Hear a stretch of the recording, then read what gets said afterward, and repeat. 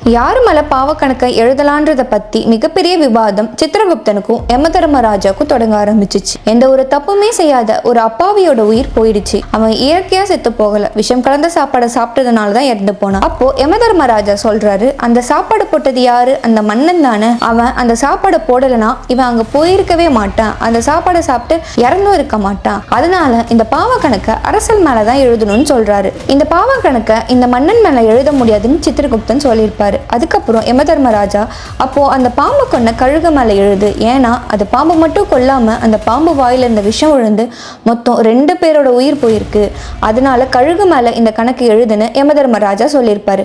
அதுக்கும் சித்திரகுப்தன் ஒத்துக்காம, கழுகோட இறதான் பாம்பு, அதுதான் இயற்கையா படைக்கப்பட்ட ஒரு உணவு, அதை கொன்னு சாப்பிடுறது எந்த விதத்துல தப்புன்னு சொல்றீங்க, அது மேல பாவக்கணக்கு எழுதுறது நமக்கு தான் பாவம்னு சொல்றாரு. சரி, அந்த விஷத்தை கக்குன அந்த பாம்பு மேல எழுதலாமேன்னு யமதர்மராஜா சொல்றாரு.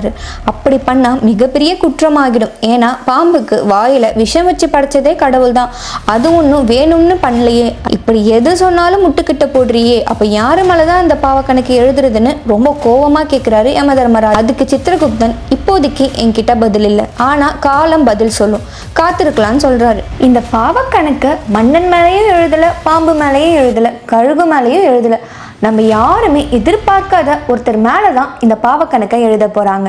யார் மேலே அப்படி இந்த பாவக்கணக்கை எழுதியிருப்பாங்கன்னு அடுத்த வர வீடியோவில் பார்க்கலாம்.